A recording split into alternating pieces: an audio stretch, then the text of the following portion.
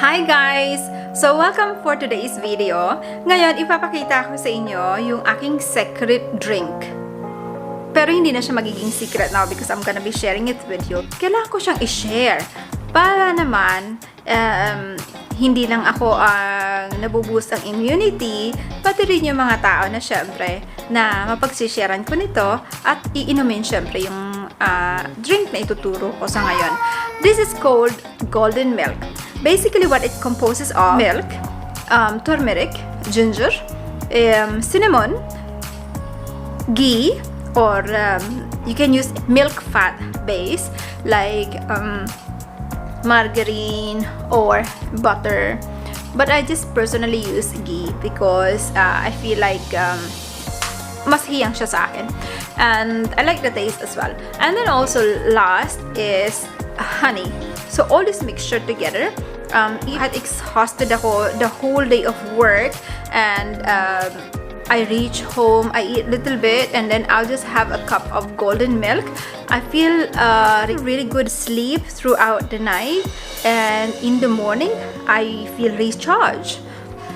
So ipapakita ko sa inyo ngayon yung ingredients and how I make it. Be drinking with me as well. Alright po? So guys, ang pinakaunang ingredient natin sa paggawa ng golden milk ay of course, ang milk, gatas. Ang meron ako sa ngayon ay Alain Farms Long Life Milk Low Fat. I prefer low fat. Ayokong lumaki yung aking puson. Pampaba. Naman kayo nagda-diet, okay lang din syempre yung full fat. At mas maganda rin yung fresh milk. Pero ngayon, sa paggawa natin ng golden milk, we will be using this Alain Farms Long Life Milk Low Fat. Dahil eto ang meron ako. Ang susunod naman ay luya. Ang gagamitin lang naman natin dito ay kaunti lang. Just a little bit. We will just slice a little bit. Siguro mga ganito lang. So, depende rin sa inyo. Personal preference. Ang pangatlong ingredient ay syempre ang turmeric powder. Heto, nabili ko dito, ginagamit ko ito. Matagal na ito, this is only 300 grams, pero nakadami na ako. Kasi, ang kada timpla ko naman ay kumukuha lang ako ng 1/4 teaspoon. Hindi ko lang sure kung anong brand ang makikita sa Pilipinas. Pero sa United Arab Emirates, ito ang available na brand at meron pang ibang mga selection.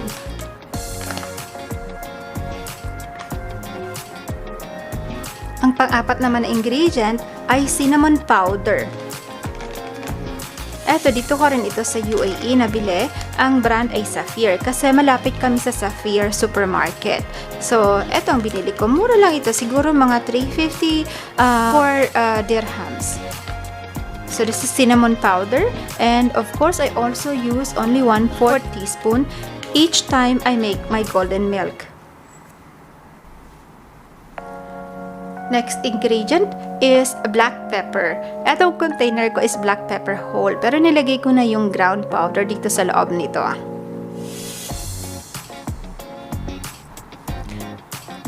Lalagyan din natin ng ghee.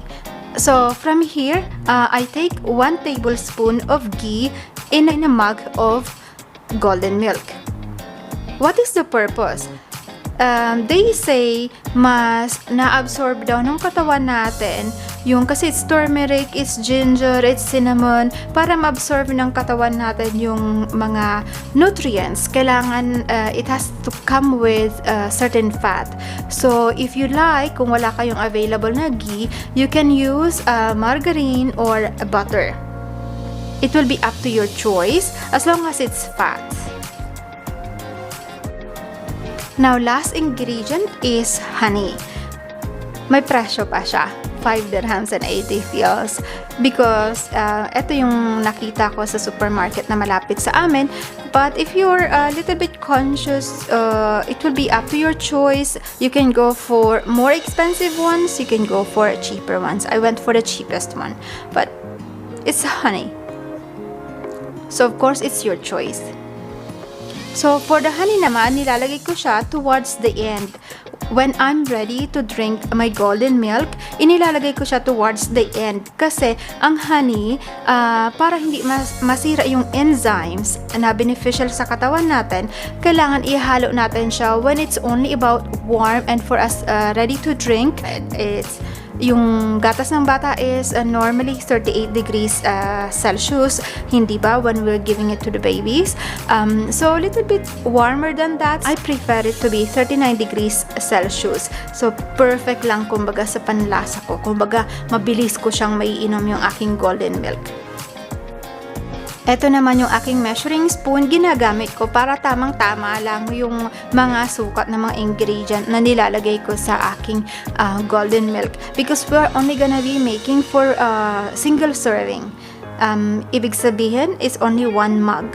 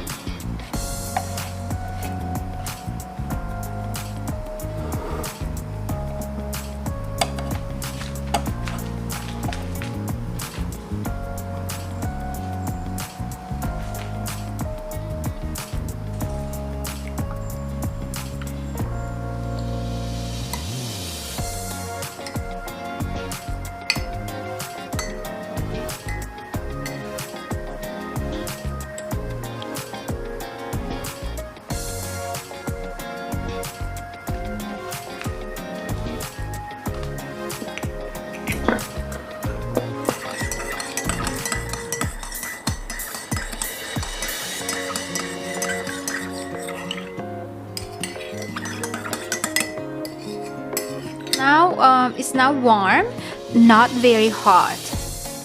Warm and ready to drink. So, lalagyan natin ng 1 tablespoon or estimate nyo lang kung ano yung your desired sweetness. Yay! I like it very sweet. I-mix natin siya para po maibabaw and mix together yung honey along with the rest of the ingredients.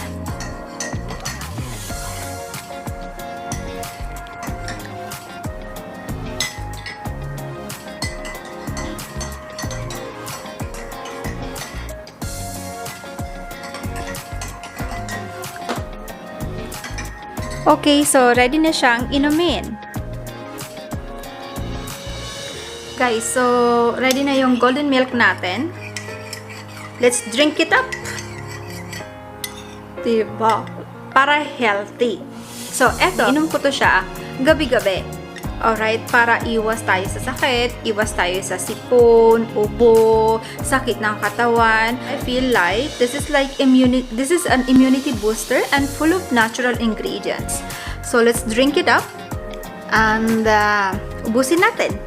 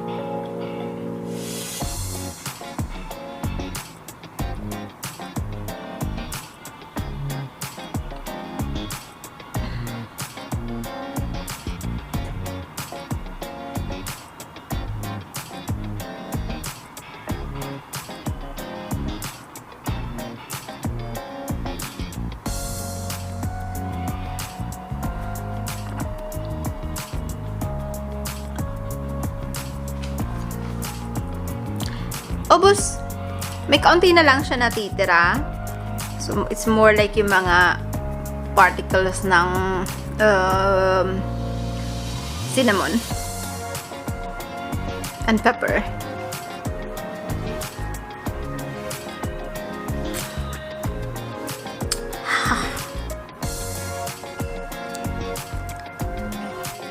So guys, that's all for today. I hope na magugustuhan nyo yung lasa and I hope you will drink it every night as well, same as me.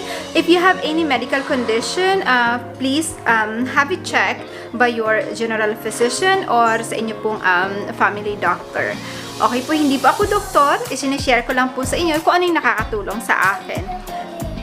Don't forget to click like, write a comment below, and subscribe with notification bell.